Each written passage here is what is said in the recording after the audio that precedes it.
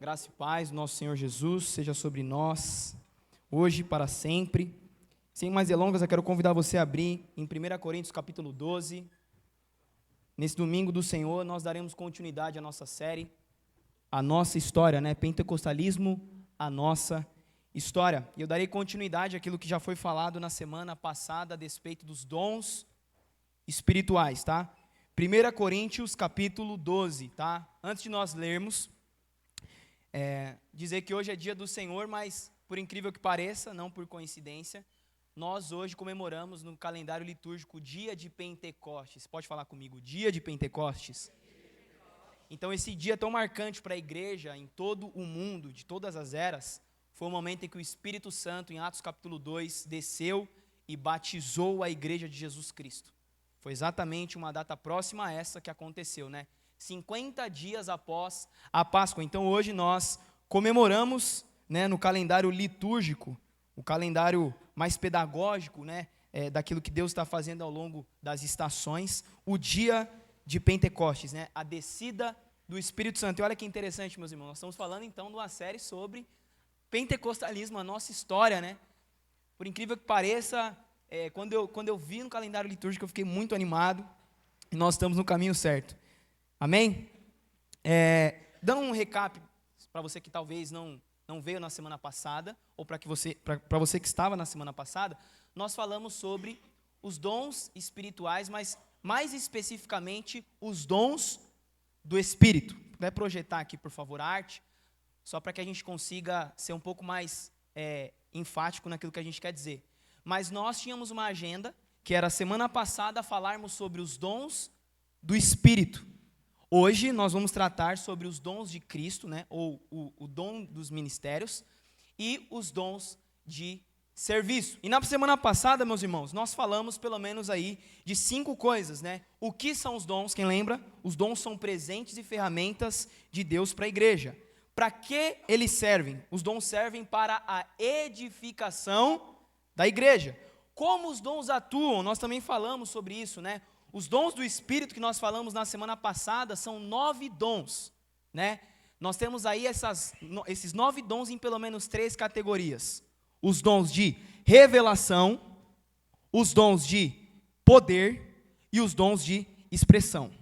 O que são os dons de revelação? São os dons descritos em 1 Coríntios capítulo 12 em diante, até o 11, que Paulo fala que seria a palavra de conhecimento, a palavra de sabedoria e o discernimento de espíritos. O que seriam os dons de poder, meus irmãos? Os dons de atuação do poder de Deus.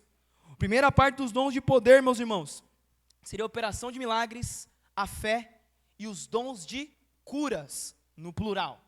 E por fim, os dons de expressão. Nós fomos bem específicos em cada um dos dons, então eu não sei se a mensagem já está no YouTube, mas depois você pode acompanhar. Os dons de expressão incluem profecia, os dons de profecia, os dons de variedade de línguas e os dons de interpretação de línguas. E aí, com muito desafio e muito medo, talvez uma das mensagens mais desafiadoras para pregar da minha vida, foi talvez tentar explorar esses 9 dons de uma maneira compreensível, didática e rápida.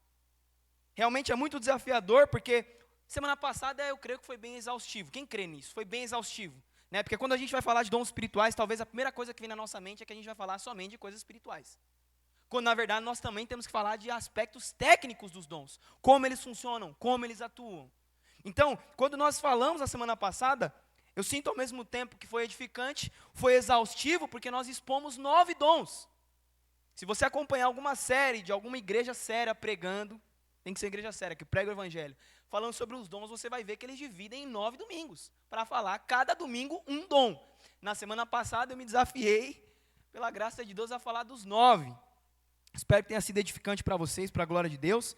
E aí, por que nós falamos dos 9 dons? Nós falamos dos 9 dons de uma vez só, porque nós estamos em uma minissérie, Não sei se você sabe, mas toda hora o pastor Claudemir acrescenta uma pregação, O pastor Neide se iniciou falando que seria uma minissérie, mas talvez seja uma mega série, não sei. Vamos ver, é o Senhor que vai nos instruir ao longo do caminho. Mas nós resumimos, fomos rápidos, queríamos ter mais tempo para poder enfatizar ainda mais a realidade dos dons, mas nós não conseguimos devido hoje nós estamos em uma minissérie. E antes, hoje, talvez, de nós lermos o texto, ou vamos diretamente ler o primeiro versículo do capítulo 12, beleza? Diz assim: Quanto aos dons espirituais, irmãos, não quero que vocês sejam ignorantes. Vou ler novamente. Quanto aos dons espirituais, irmãos, não quero que vocês sejam ignorantes. Feche seus olhos. Quero convidar você a orar junto comigo. Pai, nós te agradecemos por essa manhã gloriosa e nós louvamos ao Senhor a oportunidade de ouvirmos a palavra que sai da tua boca, a palavra que é eterna, a palavra que é poderosa para curar, para dividir e para também construir. Nós pedimos ao Senhor revelação e sabedoria. Nós pedimos ao Senhor que nessa manhã o nosso coração seja uma terra, um solo que receba a tua palavra e multiplique ela. Um solo aceitável, que não só ouve a tua palavra, mas como recebe como a tua palavra é. E nós oramos isso no precioso nome de Cristo Jesus. Amém. Meus irmãos, ao longo dessas 2 semanas, talvez, o estudo dos dons espirituais tenha sido um dos estudos mais profundos que eu fiz na minha caminhada cristã, né? Obviamente, para pregar, você tem que estudar. E talvez os dons, não sei se você já estudou sobre os dons, mas quando nós vamos ver sobre os dons, nós começamos a ficar talvez muito entusiasmados e de alguma forma animados, porque nós vemos que Deus disponibilizou não só a liderança da igreja, mas a toda a igreja uma forma de serviço e cooperação. E uma das coisas, lendo, estudando a fundo, lendo pessoas de todo tipo, de todas as tradições, a despeito dos dons, fazendo filtro, obviamente, dentro da nossa tradição, que é o pentecostalismo, eu cheguei a uma conclusão. Na verdade, o desafio que esteve no meu coração diante desses dias preparando, tanto semana passada quanto essa semana, foi como fazer a igreja olhar para a realidade dos dons de uma forma equilibrada, necessária, útil e funcional. Eu me ative a isso. Deus, como eu posso pregar a sua palavra? Como eu posso compreender os dons? Como eu posso anunciar o evangelho do Senhor? Nessa série que nós estamos abordando esse tema tão precioso que é a nossa tradição pentecostal. Como pregar sobre os dons sem exagero? Como pregar sobre os dons com equilíbrio? Como pregar de maneira que os irmãos sintam que os dons eles realmente são contínuos e funcionais nos dias de hoje? Como? E aí eu cheguei a uma conclusão. Eu cheguei à conclusão de que o dom só vai ser efetivo, funcional, o dom na nossa igreja aqui hoje, e de agora em diante, após essa série, só vai se dar uma compreensão madura nossa a respeito dos dons, quando nós entendemos que antes de nós falarmos dos dons, nós precisamos abordar um outro tema. Talvez a falha que eu cometi foi ter ido direto para os dons, mas o Senhor me trouxe essa ênfase no meu coração. Eu quero colocar essa frase, que eu mesmo não sei se ela tá clara para vocês, porque ela ficou em pelo menos 3 partes por ser uma frase grande, mas eu quero lê-la com vocês. Diz assim: os dons estão em uma prateleira acima daquela que geralmente nós estamos na vida cristã. Quando não sabemos disso, ou hipervalorizamos os dons, surgindo assim os exageros, ou consideramos como algo secundário, excluindo-os da nossa vida cristã, mesmo dizendo que cremos neles e vivendo como se eles não existissem. Então, antes de nós falarmos dos dons, existe um tema que é introdutório para a compreensão e efetividade dos dons na igreja. Porque os dons estão numa prateleira acima. Eu não sei se você já fez essa dinâmica com o teu filho. Eu fui o filho cujo minha mãe fez essa dinâmica comigo. Geralmente na prateleira mais alta era onde estavam as coisas que eu não tinha acesso na minha casa, quando eu era bem moleque. Quanto mais alta a prateleira, mais valioso. E aí quando você vai talvez na gôndola do mercado, você percebe que as coisas de mais valor hoje é o azeite, está lá em cima. Ou aquela pilha de ovos, que para você pegar, não dá para você pegar embaixo, tem que pegar lá em cima. Pelo menos no mercado que eu vou, fica alta. Porque, meu irmão, existe um ponto. Se cair, você tem que pagar. E o mercado é esperto, né, irmãos? Ele faz ali a matemática reversa. Se deixar cair, você paga. É por isso que a gente coloca, em alguns casos, os mais nobres e com um valor monetário maior. Mesma coisa os energéticos. Você vai ver embaixo. Aquele Billy, nem sei. Energy, nunca vi. Bali, é Bali, né? Você vai ver embaixo. Mas em cima você vai ver Red Bull. Estoura uma lata daquela de 250 ml que custa R$16. E aí quando eu estou usando essa analogia de falar sobre os dons estarem numa prateleira acima, é porque geralmente nós estamos numa prateleira abaixo. E essa prateleira abaixo, nós podemos configurar da forma que eu vou falar para vocês, porque ficou bem compreensivo para mim, e julgo que vai ser compreensivo para vocês. Os dons espirituais estão numa prateleira mais alta, né? E o nome dessa prateleira, meus irmãos, é fome.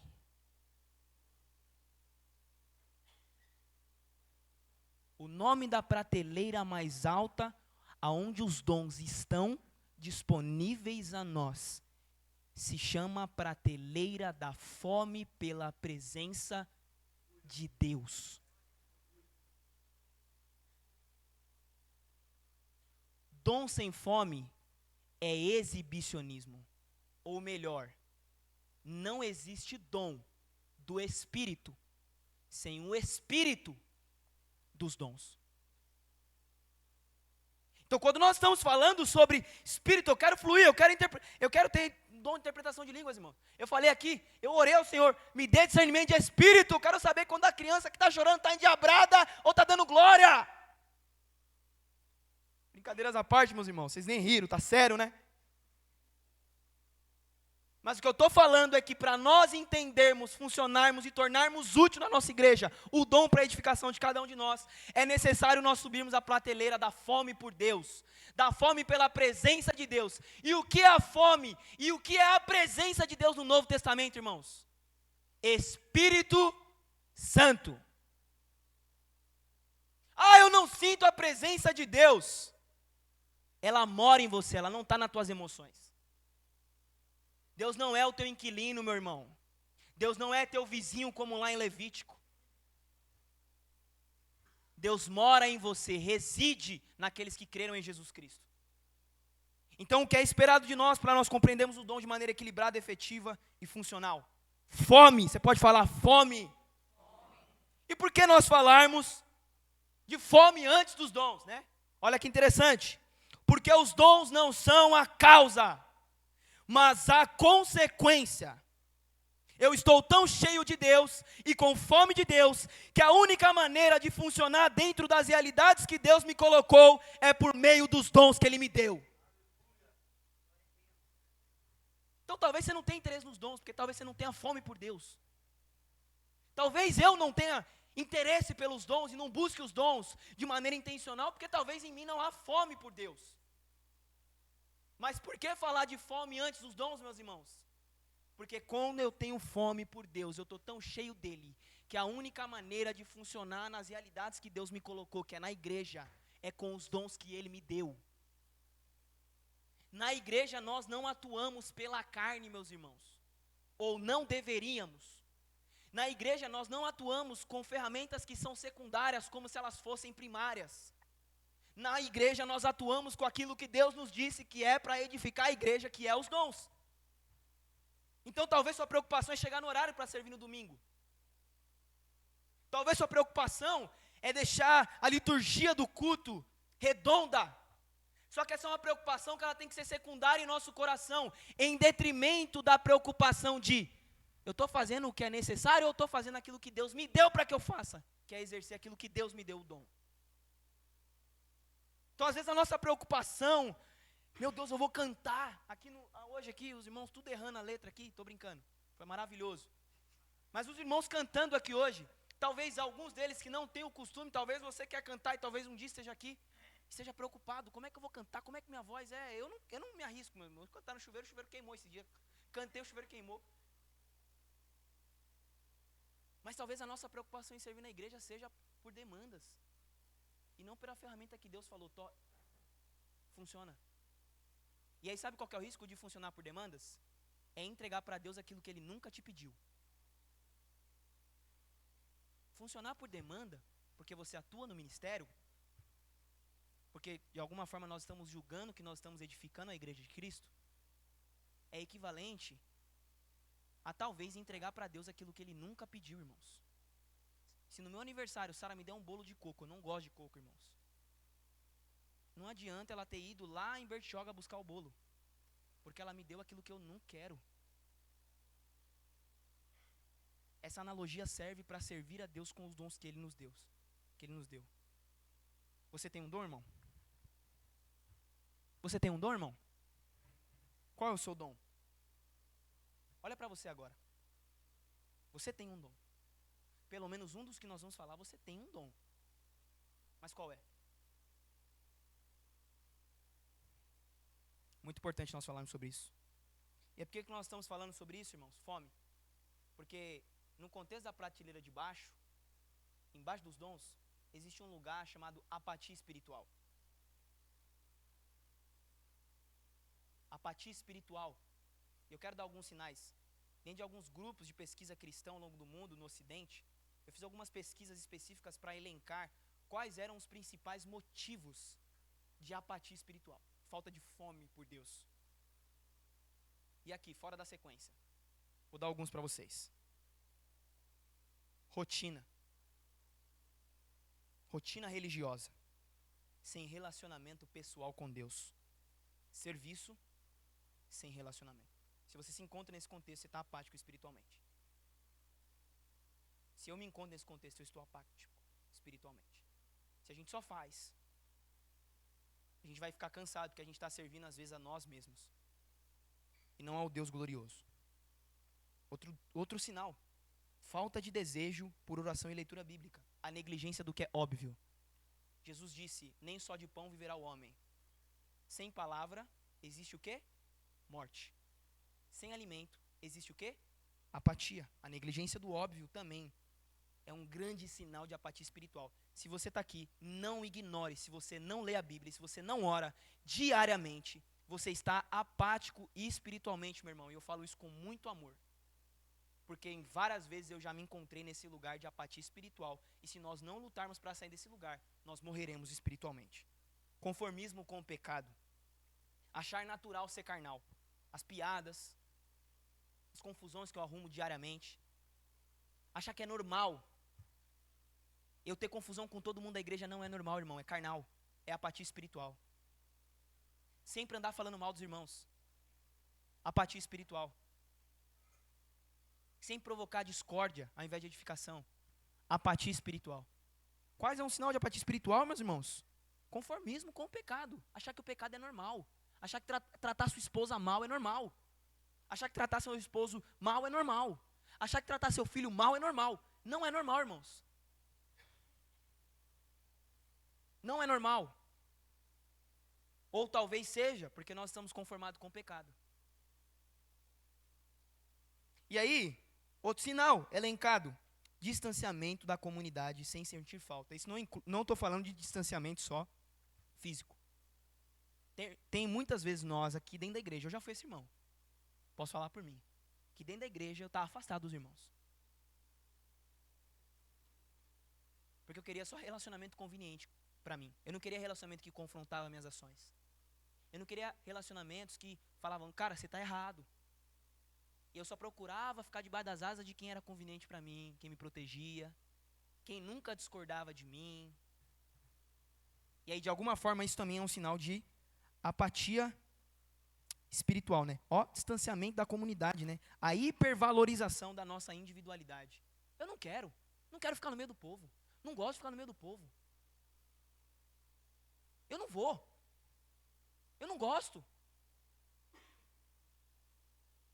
E aí eu hipervalorizo o meu individualismo. Porque a palavra de Deus fala o contrário. Ela diz que o Espírito é comunhão. E a comunhão seja com todos, não com alguns. O Espírito que você tem, que ressuscitou Jesus dos mortos, é um Espírito de comunhão. se você se exonera da comunhão, mesmo estando presente ou estando ausente, você está vivendo uma vida de apatia espiritual. Se eu me exonero da comunidade, eu estou vivendo uma vida de apatia espiritual. E aí os dons não vão ser interessantes para mim quando eu vivo em apatia espiritual na prateleira de baixo, irmãos. Eu não vou ter desejo de buscar. Vocês estão aqui, irmãos? Falando com muito amor, amém? Distração do mundo. Mídias, trabalhos, vaidades. A má administração das minhas atividades me roubam do meu tempo com Deus, do meu tempo em comunidade, do meu tempo de investir na minha espiritualidade para que ela se torne saudável e eu beneficie a todos que estão próximos de mim. É um dos grandes motivos, um que eu pulei. Pecados não confessados, irmãos. Qual foi a última vez que você confessou um pecado? Qual foi a última vez que eu confessei um pecado? Qual foi a última vez que nós confessamos um pecado para um irmão maduro da nossa igreja? Esconder pecados que nós cometemos em nosso coração também é um grande sinal de apatia espiritual. Desânimo prolongados ou feridas emocionais não resolvidas. Fruto de imaturidade espiritual. Quando eu estou ferido com um irmão que me rejeitou, quando na verdade o Deus Criador do universo disse que me aceita. E eu coloco as duas coisas no mesmo lugar, no mesmo pedestal. E eu vivo ferido. Ou eu vivo desanimado. Eu vivo desanimado para servir. Eu vivo desanimado para vir no sábado. Eu vivo desanimado para vir no domingo. Eu vivo desanimado para ir no GC. Eu vivo desanimado para fazer alguma coisa para Deus. Eu vivo desanimado. E eu acho que está tudo bem, porque eu só quero ficar descansando. E hipervalorizo o meu descanso. Isso também é um grande sinal de apatia espiritual, né? Uma imaturidade espiritual. E o último, que talvez é algo que passa entre nós. A busca secular por sentidos em práticas alternativas. Quando o hobby que você tem é mais importante que a vida espiritual que você precisa. Então, quando nós estamos falando de apatia espiritual, tem irmãos aqui que não vivem toda hora em pecado, em loucura, mas amam o hobby como ninguém. E se você colocar dentro desse pedestal entre meu hobby ou as minhas atividades espirituais, o meu hobby se sobressai sobre as minhas atividades espirituais. Há quem diga que as atividades espirituais, os hobbies que eu tenho, principalmente aqueles de exercício, eu estou falando porque eu faço, tá, irmãos? Não tem proveito para o corpo, Paulo disse isso, não tem proveito. Mas não quer dizer que ele está excluindo você de buscar ser alguém bem saudável. Não adianta só comer hambúrguer. Não adianta só comer pizza. Não adianta se entorpecer de açúcar, né? Não adianta. Mas ao mesmo tempo, a hipervalorização dos nossos hobbies, das nossas aptidões, elas se sobressaem sobre o desejo de uma vida espiritual fervorosa, que é a vida espiritual do pentecostal, irmão. Pentecostal não é frio, irmão. E aí você pode configurar frio como você quiser. Para mim, frio é quem não tem desejo por Deus. E para você? Nós somos pentecostais, irmão. A gente é fervoroso. Sexta-feira a gente estava aqui. Show! Ei! Pastor Claudemir orando mais alto, atrapalhando todo mundo. Misericórdia. Eu estava, rapaz, Deus, faz igual Zacarias, fecha a boca. Não fechou a boca, gente, ficou sério. Então, nós somos pentecostais, irmãos. Amém? Fala assim, ó, eu sou penteca. Fala com firmeza, porque você é fervoroso. Fala assim, ó, eu sou pentecostal. Isso já espanta a frieza, a apatia. O diabo mora na Sibéria, irmãos.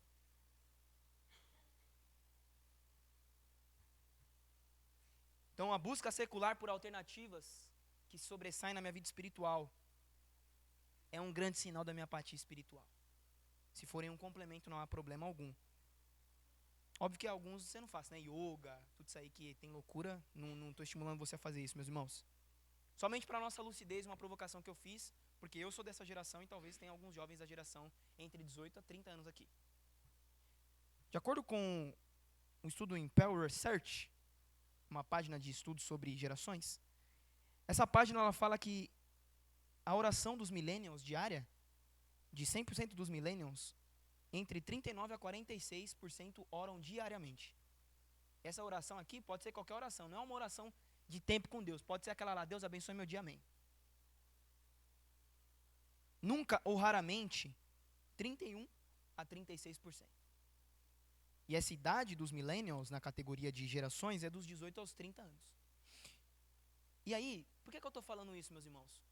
Porque você já parou para pensar que nessa geração, na minha geração, não na geração mais velha, os problemas de ordem emocional são muito mais aflorados do que qualquer outra geração antes? Sabe por quê? Porque de acordo com esse estudo, a geração millennials é a geração que menos ora na história das gerações. O que isso quer dizer? Eu não estou falando que os problemas de ordem emocional são somente derivados da falta de oração, mas é um dos problemas. A falta de oração adoece. E nós somos a geração que menos ora. Se tem alguém que deveria ter problemas emocionais, seriam nossos pais. Minha mãe parou na 4ª série. Sabe o que faziam com a minha mãe? Cuspiam na cara dela. Puxavam o cabelo dela. Batiam na cara. Os professores maltratavam, faziam ela ajoelhar no milho. E minha mãe passou por uma depressão, uma ansiedade depressiva de 9 anos. Mas o dia que ela se converteu ao Senhor, tudo mudou. Então será que muitas vezes o nosso problema é tão somente psicólogos, a falta de psicólogos? Não quero desvalorizar o trabalho desses profissionais. Só que eu quero atentar que muitas vezes os problemas desencadeados em nossa vida é por falta de fogo de Deus. Minha mãe jogava panela na cabeça da minha irmã. Minha irmã é talvez uma das pessoas mais felizes que eu conheço. Geralmente tem aquele pai que fala, na minha época de ir para a escola eu tinha que atravessar o rio, andar 430 quilômetros a pé, não tinha bolsa para segurar o caderno, a mão ficava doendo. Você é esse pai que conta essas mentiras saudáveis para o seu filho? Será que é? Na minha época, quando falar na minha época eu já... Tô brincando, gente. Mas na minha época, meu sogro falando, toda vez meu sogro repete, almoço de família, ele vai orar e depois ele vai falar, na minha época, eu entrava no terreiro de macumba. E uma vez o demônio veio me dar um tapa, e eu estendi a mão sobre ele. Quem conhece essa história? Ela não é inédita para ninguém aqui. Eu subia lá no ônibus e ia do não sei o que até não sei o que, evangelizando. E aí meu sogro, ele é um cara bravo, mas ele é mais alegre, feliz do que bravo, porque ele é um amigo e eu estou próximo. Eu não vejo ele tão depressivo, às vezes ele entra em uma depressão só, que o nego faltou na igreja, ele é rápido, aí logo ele se instabiliza. Aí ele tira a foto do WhatsApp. Mas eu não vejo depressão, irmãos. Eu não vejo depressão. Eu não vejo depressão na tia Rose. Tia Rose estava lá no Vida na Vida. A irmã Rose estava lá no Vida na Vida. Sorrindo, mais do que os jovens que estavam participando. A Cleia batendo em todo mundo? Tá, beleza, era a personalidade. Mas Cleia lá falando com todo mundo. E ela feliz. Porque a antiga geração não tem esses dungo. Entenda, eu não estou desvalorizando os problemas de ordem patológica e emocional, tá, irmãos? O que eu estou falando é que, de alguma forma, tanto as redes sociais, quanto a nossa comparação, quanto uma série de outros fatores, contribui. Assim como a falta de oração contribui para que a gente viva uma vida escassa, chata. Chega na igreja de cara de rasmungo, sai de cara de rasmunga, não gosta de nada, a forma que fala é ruim, o jeito que a gente chega dói. E aí a gente sempre está assim, apático espiritualmente e ofensivo, e a gente anda assim na igreja. Se alguém falar comigo, irmão, não, hoje eu estou daquele jeito. Se o pastor Pedro me mandar mensagem, porque nós estamos na prateleira de baixo. Então por que eu estou tendo que falar isso aqui para vocês, irmãos? Porque hoje o meu desafio é pregar sobre os dons de uma maneira que você tenha fome primeiro pela presença de Deus e depois pelos dons. Essa é a sequência certa. É despertar fome em você, para você falar, eu preciso de fome por Deus. Eu preciso orar de madrugada. Eu preciso ir no monte. Porque geralmente a desculpa era assim, né? Toda vez que eu chamava o pastor Neitz, o monte é a sua casa, varão. Tô brincando. Tô brincando, gente. Tô brincando. Mas eu vou falar, o monte é pedagógico. Se você usa a desculpa, o monte é na sua casa, É na minha casa mesmo. Mas existe uma pedagogia de ir daqui até lá, subir a montanha. Você não precisa ser um legendário para subir a montanha. E orar. Sim ou não, irmãos? Vocês estão aqui? Vocês estão se divertindo, né, irmãos? Essa é a palavra de Deus. Então a gente tem que ir para o monte, amém? Segundona, 9 horas aqui na porta da igreja, monte. Amém?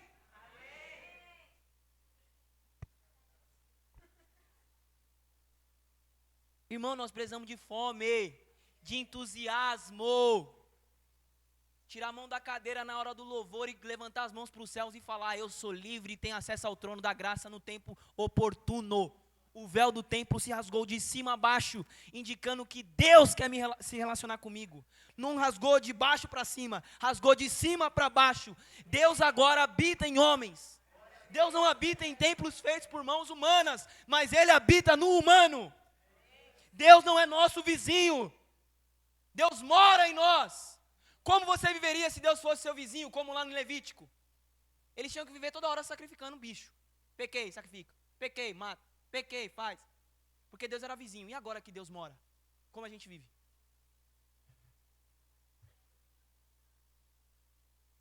E agora que Deus não fala que Ele é seu, Ele fala que você é dele. E selou vocês com o Espírito Santo. Você foi selado, irmão. Grampeado pelo Espírito Santo. Não tem como viver uma vida apática. Ou se tem como levantar também da apatia espiritual e falar: eu preciso de fome pela presença de Deus.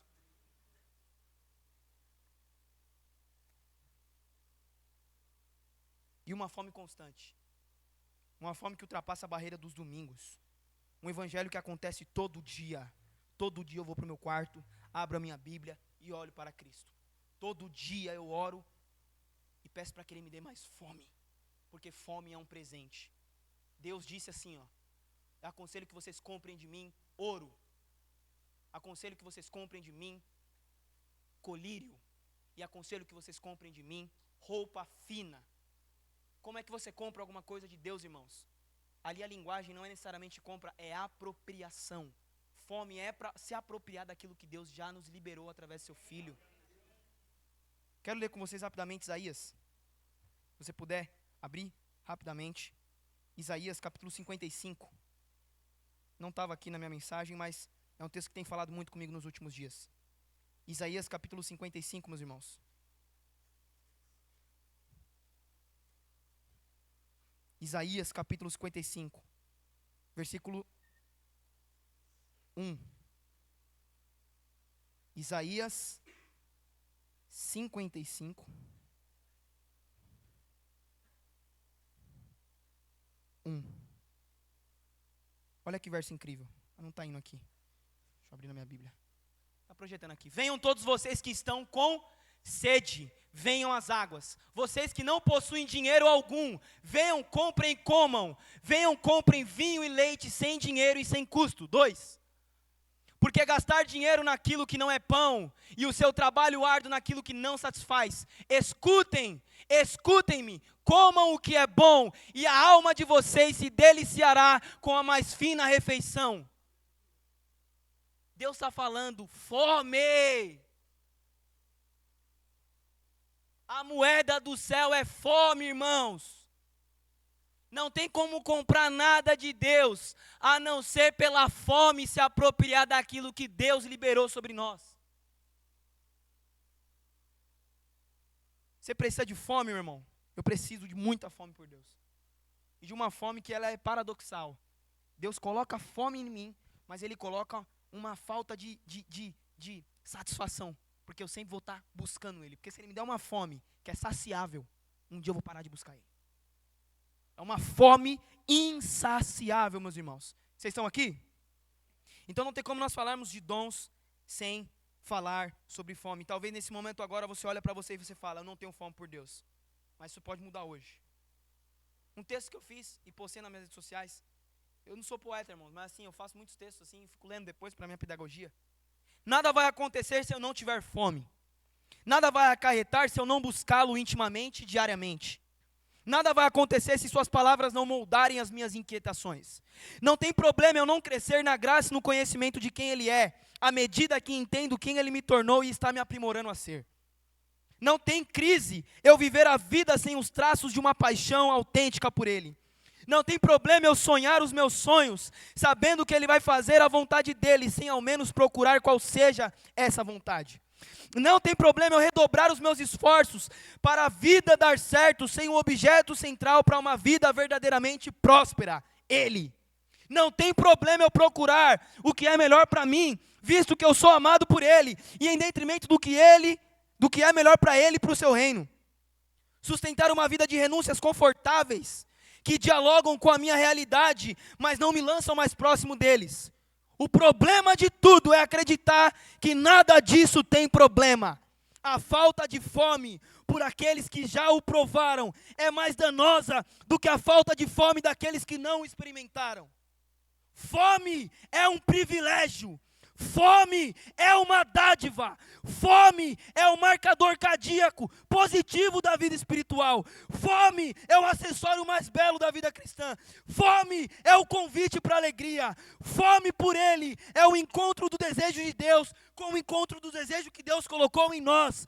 É o seu convite gracioso para nós. Abra e eu entro. Pede e eu dou. Busque e encontre, sente à mesa e eu te sacio, bebe e não tenha sede de outras irrigações. A fome por Deus é a sublime distinção dos que estão satisfeitos nele, dos que fingem estar insatisfeitos sem ele. Que nessa manhã, igreja, sejamos batizados por fome.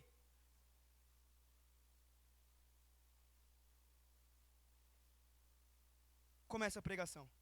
Abre comigo a tua Bíblia em Efésios capítulo 4, versículo 11.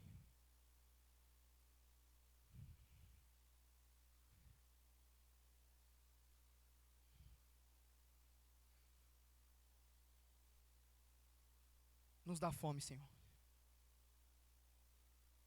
Nos dá um desejo incontrolável de te buscar. Porque nós somos pentecostais. Nós somos seus filhos. E o Senhor não tem filhos que você prefere, mas o Senhor tem filhos que o preferem. Efésios capítulo 11 diz assim: Ele designou alguns para apóstolos, outros para profetas, outros para evangelistas, outros para pastores e mestres. Sendo um pouco mais direto aqui a despeito dos dons, nós estamos falando aqui dos dons de Cristo. Então lá atrás nós falamos dos dons do Espírito. Agora nós estamos falando dos dons de Cristo. Ou dons ministeriais, mas eu prefiro dons de Cristo porque é mais pedagógico. O que são esses dons de Cristo? Quem é o apóstolo? Direto ao texto. Os apóstolos, eles eram os pioneiros enviados para plantar igrejas e estabelecer os fundamentos, o evangelho. Então, quem eram os apóstolos no contexto da igreja ao longo de todas as eras? E quando Deus fala igreja na palavra, quando você lê a palavra igreja, Deus não está falando de uma igreja de uma comunidade local. Deus está falando da igreja de todos os tempos, de todas as eras, com todos os crentes. Igreja para Deus é isso nas Escrituras, é importante nós sabemos disso. Então, os apóstolos foram os primeiros a lançarem os fundamentos, necessários. O apóstolo Paulo disse, ninguém pode colocar sobre um fundamento que já está posto, que eu lancei, que é Cristo Jesus. Ou seja, os apóstolos, no contexto aqui desse dom de Cristo, eles são aqueles que iniciam o trabalho de Cristo no mundo, edificando uma igreja e estabelecendo fundamentos. Mas é muito importante nós cremos uma coisa. É muito importante nós cremos nisso. Nós não temos mais apóstolos hoje. Nós não acreditamos, como igreja de tradição pentecostal, que hoje existem apóstolos. Se você ouviu apóstolo, corra. Desligue o rádio. Não existe apóstolos hoje. Na escolha do apóstolo que substituiria Judas, em Atos capítulo 1, eles dizem, vamos escolher os homens que desde o início estiveram conosco até a ascensão de Cristo. O apóstolo é quem viu a Cristo, irmãos.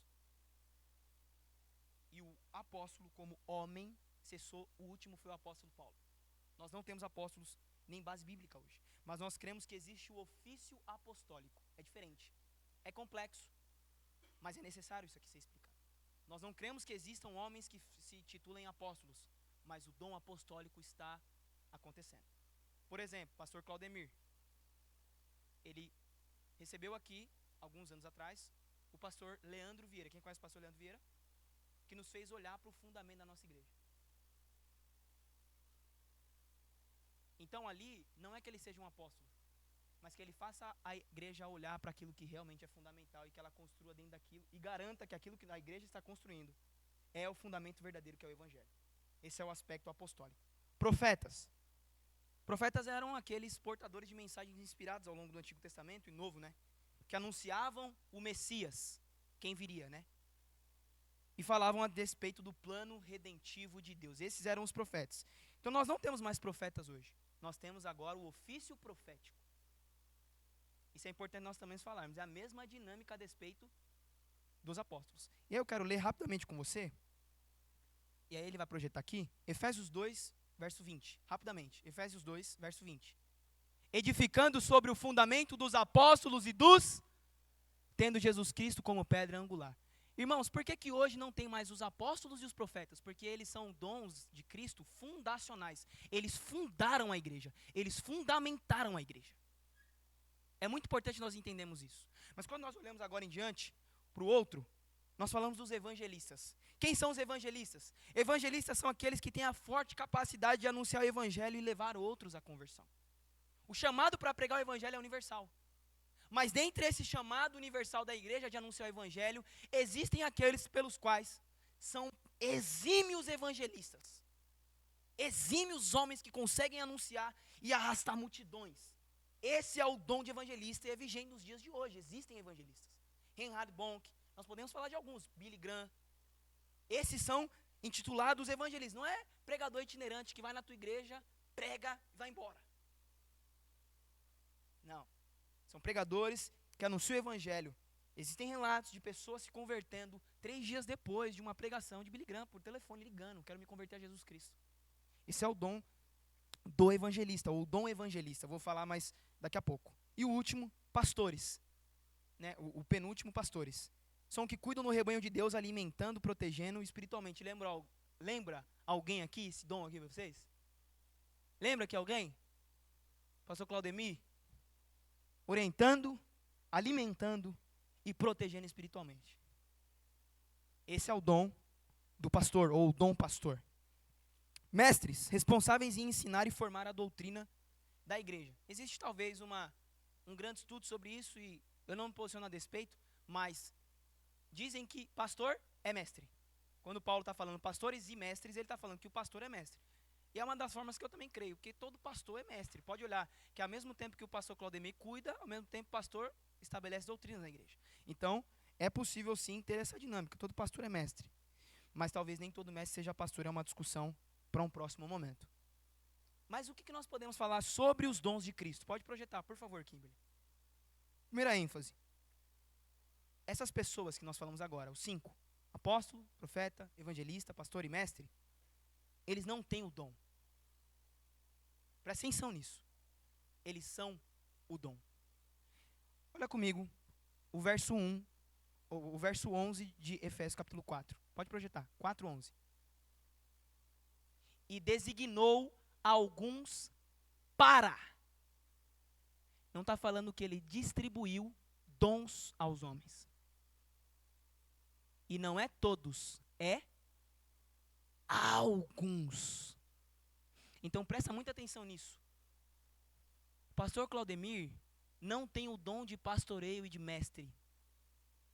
Ele é o dom de Cristo de pastoreio e de mestre para a igreja.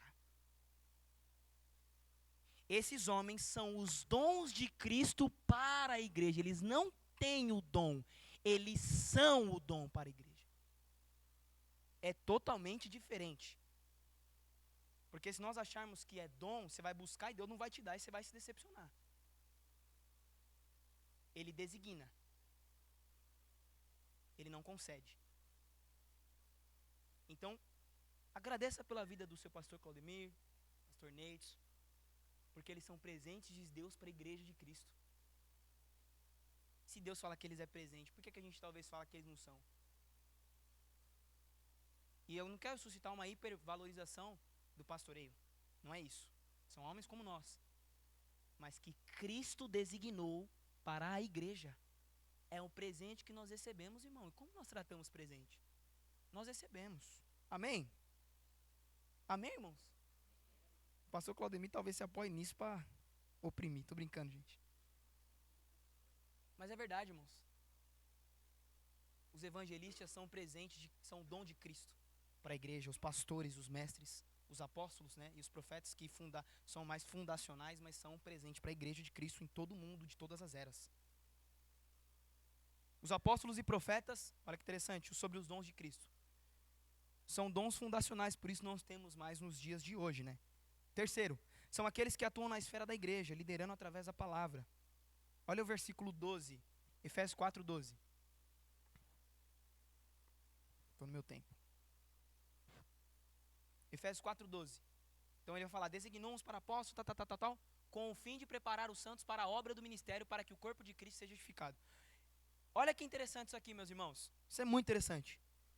Essas pessoas, alguns que nós estamos falando, diz que esses alguns são os que atuam na esfera da igreja, liderando a igreja através da palavra.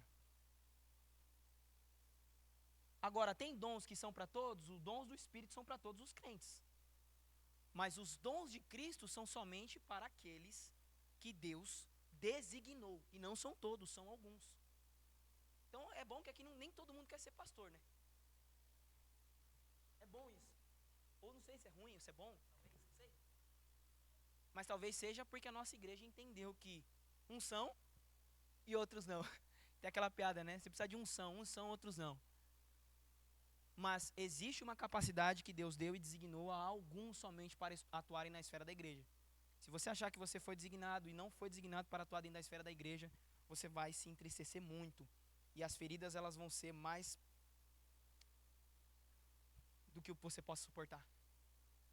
Os desafios vão ser maiores do que você consiga necessariamente contê-los. E último ponto. E isso aqui é muito legal. Eles não só exercitam, como capacitam outros santos. Então presta atenção. Isso aqui é uma coisa muito válida. São eles que capacitam, ou seja, o evangelista. Aquele que foi designado como evangelista. É um dom de Cristo para a igreja como evangelista. Ele não só evangeliza, tá, irmãos? Ele capacita a igreja a evangelizar. Então presta atenção. Não é que o pastor Claudemir, o pastor Neidson, são designados e presentes de Cristo para a igreja, que é só eles que fazem aquilo que necessariamente o título deles sugere. Então o pastor não só pastoreia, ele capacita outros a pastorearem o povo de Deus, do mundo.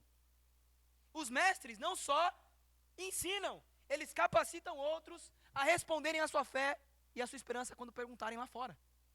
Então, eles não têm somente o dom para exercício próprio, mas para a capacitação de outros. Tem uma história muito legal. Talvez eu esqueça dela um pouco, mas tinha um pastor muito eloquente nas Filipinas, que ele pregava muito. E aí toda vez que ele terminava de pregar, vinha um menino. Pastor, você prega demais.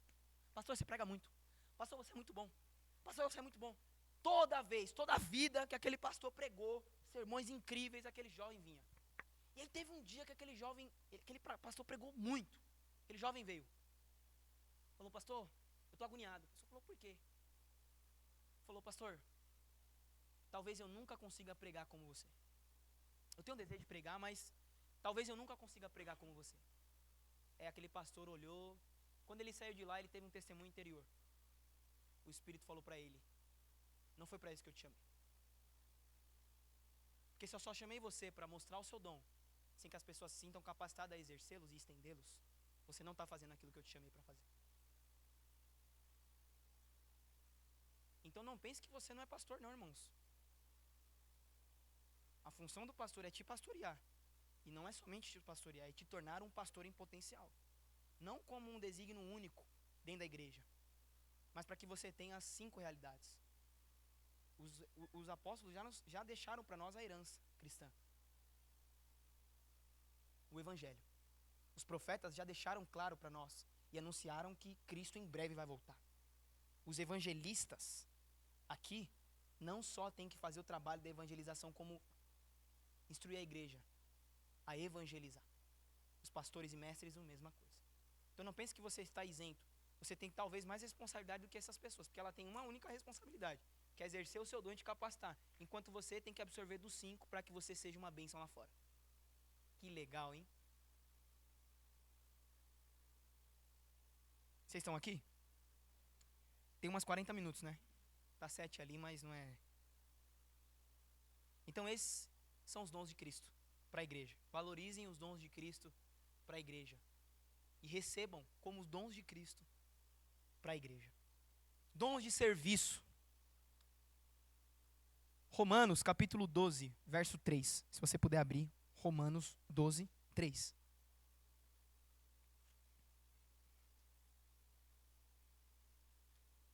Quem está faminto hoje, irmãos? Eu estou faminto. Quero dar um chaba, largar um doce aqui. Romanos 12, 3. Até o verso 8, leiamos. Por isso, pela graça que me foi dada, Paulo aqui está falando, tá? Digo a todos vocês, não pensem de vocês mesmos além do que deveriam pensar. Mas pensem moderadamente segundo a medida da fé que Deus deu a cada um de nós tem um corpo com muitos membros. E esses membros não têm todos a mesma função. Assim, em Cristo, nós que somos muitos, formados um só corpo, cada membro está ligado a todos os outros. Temos diferentes? De acordo com a graça que nos foi dada. Se alguém tem o dom de profetizar, use-o de acordo com a sua fé. Se o dom é servir, sirva. Se é ensinar, ensine. Se é encorajar, que assim o faça. Se é contribuir, contribua generosamente. Se é exercer liderança ou presidência, que exerça com dedicação. Se é mostrar misericórdia, que o faça com alegria. Nessa lista rápida aqui de dons de serviço, né? Nós falamos os dons do Espírito, que são para edificar. O que os dons do Espírito são, irmãos? Para edificação. Os dons de Cristo são para capacitação. Então, edificação, capacitação. E os dons de serviço são para servir. Lista rápida de dons: serviço, hospitalidade, misericórdia, contribuição, administração, socorro, ensino. São os dons listados pelo apóstolo Paulo como dons categorizados, dons de serviço. E o que são esses dons? O dom de serviço, irmãos. Executar tarefas práticas com muita disposição. E aí lá na frente eu vou falar entre dom e dever. Dom é uma especialidade, dever é uma universalidade da igreja. Mas eu vou falar mais pra frente. O dom de serviço, então, e aí você tem que olhar para você e falar, será que eu tenho esse dom? É executar tarefas práticas com disposição. Hospitalidade, acolher pessoas com carinho. Eu nunca vi alguém mais hospitaleiro do que meu sogro. Eu mesmo não sou. Neidson, nós não somos. Emerson, eu nunca vi ninguém na casa de Emerson, irmãos. Ele nem me convida lá para tomar um café. É o homem mais inacessível da igreja é o Emerson. Mas, hospitalidade, acolher pessoas com carinho, né? Misericórdia, cuidar dos que sofrem com alta empatia. Te lembra alguém? Eu lembro da Iole. Cuidar dos que sofrem com empatia. Contribuição, doar com alta generosidade. Administração, organizar e liderar com eficiência. Socorro, apoiar de maneira prática e disponível. Ensino, explicar verdades profundas de maneira acessível. São pelo menos esses 8 ou 7, talvez, não contei, dons que Deus disponibilizou para servirmos a igreja. Não está aqui canto e não está aqui mídia. Por mais que seja legal, né? Não está aqui estacionamento. Mas o que é mais legal é que dentro desses ministérios você pode servir com esses dons. Serviço, hospitalidade quando as pessoas entram, misericórdia quando as pessoas passam e às vezes a gente não percebe como elas estão pelo olhar. Então perceba, os dons de serviço, eles são extremamente vitais para a vida da igreja, irmãos. Extremamente vitais. Sem atuarmos com os dons de serviços, a igreja se engessa e vive por demandas que respondem àquilo que Deus não perguntou. E aí, quando eu estou falando sobre isso, sobre os dons de serviço, muito importante. É possível, irmãos, quando nós estamos falando de dom de serviço, ele equilibrar dom e dever. Presta muita atenção nisso, irmão. Não dorme, você está dormindo, eu estou vendo daqui. Quando nós falamos desses dons específicos, nós precisamos ter uma visão equilibrada a respeito de dom e dever. Existem dons que aprimoram o serviço, mas existem deveres que são universais. Vou dar um exemplo. Todo cristão é chamado a contribuir, irmão. Mas dentre os que contribuem, existem irmãos que são extremamente generosos. Se ele pudesse dar a vida dele pela obra, ele daria. Todos são chamados a exercer misericórdia, porque o apóstolo Tiago disse, a misericórdia triunfa sobre o juízo. Mas existem pessoas que possuem uma empatia tão envolvente que se sobressai dentre os demais. Todos somos chamados a ensinar. Mas existem aqueles que se destacam. Então, existe uma coisa que é dom, mas existe uma coisa que é dever. Essas coisas precisam andar juntas, dom e dever. Não é porque existe o dom de serviço que eu posso usar do álibi de eu não tenho dom de serviço, então eu não posso servir. Sim ou não? Então, nós precisamos de uma visão equilibrada a respeito dos dons, de serviço em específico, entre dom e dever.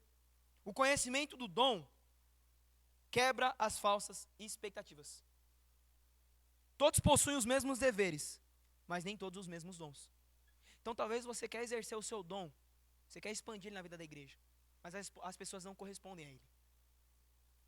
Mas uma visão equilibrada a respeito dos dons, e a igreja saber o que são os dons, é que ela vai saber identificar alguém que faz porque é dom e alguém que faz porque é forçado, ou porque se força. E aí, quando eu estou falando sobre isso, eu quero falar na realidade de muitas vezes nós se ferimos nas nossas expectativas, porque eu ensino, eu quero que todo mundo aprenda e ensine. Mas nem todo mundo vai ensinar. Vão só aprender às vezes. Errado? Quase sempre. Mas vão aprender. Mas nem todos vão ensinar. Mas isso não quer dizer que você não é chamado para ensinar nas coisas que são básicas. Lembra?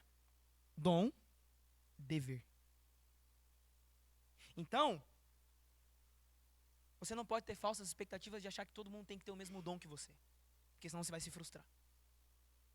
Mas ao mesmo tempo, você que sabe, e que nós estamos falando de quais são esses dons, pode observar agora os dons que estão nas pessoas que estão próximas a você, e você poder ser um catalisador, um potencializador daquele dom. Vou dar um exemplo. Nós sabemos a correria de Oli com os refugiados. E aí eu vi Sara, essa semana, auxiliando ela. É isso que nós estamos falando. Não é que necessariamente a Ioli queira que todo mundo tenha o dom dela. Mas é que se nós percebermos o dom do nosso irmão, nós precisamos ajudar ele a potencializar isso. Nós percebemos que você é bom em servir, não é que nós estamos te dando demanda, ou não deveria ser. Mas é porque nós sabemos que você vai se sobressair, de alguma forma a gente vai conseguir edificar a igreja. Então é muito importante nós falarmos de dons, irmãos. É necessário. Porque não terão falsas expectativas de quem é bom, ou nossa, eu não sou bom como Pedro em pregar, não vou pregar, mas não tem nada a ver. Você é chamado a pregar.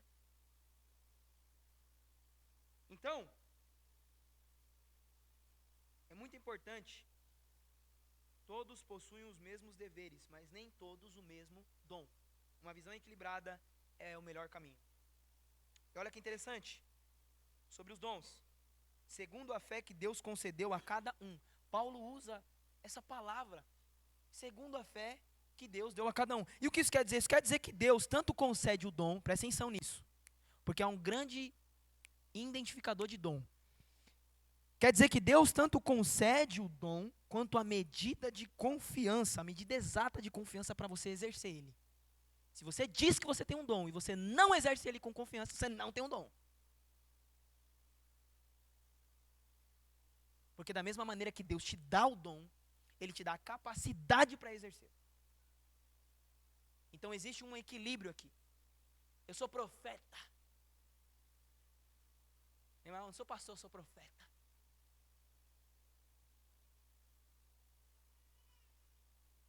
Mas é muito importante que a gente adote essa visão. Porque aquilo que as escrituras dizem é como nós cremos. Os dons não são para todo mundo todos os dons. O dever é para todo mundo, mas os dons são para alguns. E quando você exercer o seu dom, como identificador de exercício do dom, você precisa de ousadia. Ah, eu creio que o meu dom é de evangelista, mas você não prega o evangelho? Eu não prego o evangelho? Meu dom é de mestre, mas eu não ensino. Não, meu dom é de misericórdia, mas quando o nego falha comigo, eu quero matar ele. Não, meu dom é de serviço. Se o pastor da igreja me chamar para limpar aqueles carpetes da chácara, eu não vou. Não, meu dom é de liderar, presidir, né? Acho que não gosto de liderar, porque Jesus disse, parece que fica contrário com o que Jesus disse. Jesus disse que o líder é servo, né? Mas presidir, a gente tem que destacar quem realmente preside bem, irmãos, e deixar nego liderar.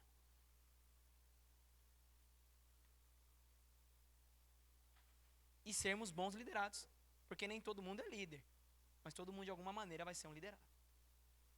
Então essa visão equilibrada a despeito dos dons é a melhor forma. Prezamos tanto do dom, quanto nós temos confiança para exercer esse dom. Confiança, essa fé confiante para exercer. É sobre isso que nós estamos falando. Resumindo então os dons espirituais, meus irmãos. Os dons do Espírito, eles são para ser pedagógico. Os dons do Espírito são para edificação. Para que nós utilizamos os 9 dons do Espírito? O que nós buscamos? Por que o Senhor nos dá? Para edificar, para construir a igreja, para a igreja crescer. Nossa, a nossa igreja não cresce, né? Não tem mais encontro, não tem mais retiro para crescer a igreja. A igreja só cresce quando nós exercemos os dons, irmãos. De acordo com a palavra de Deus. E aí dentro do retiro pode ser que a gente exerça. Não estou desassociando. Mas o que eu estou falando para nós, e o que a Escritura está nos orientando é que para edificar a igreja, para construir a igreja que Deus nos deu, a expressão local que Deus nos deu, dentre todo o corpo global, de todas as eras de Cristo, é edificar a igreja. Os dons de Cristo para a igreja são para capacitação. Então, dons do Espírito, edificação. Dons de Cristo, capacitação. Capacitar os santos. Dar insumo para os santos irem ao longo da semana e cumprirem o papel do ministério. E por último, o dom de serviço. Que talvez seja o dom mais visto ao longo dos domingos. E que nós precisamos se atentar. Mas sem fome por Deus, não conseguiríamos ter uma visão clara, objetiva e funcional a respeito dos dons. Antes de nós clamarmos pelos dons, antes de nós buscarmos dons, precisamos de fome. Você pode se colocar de pé?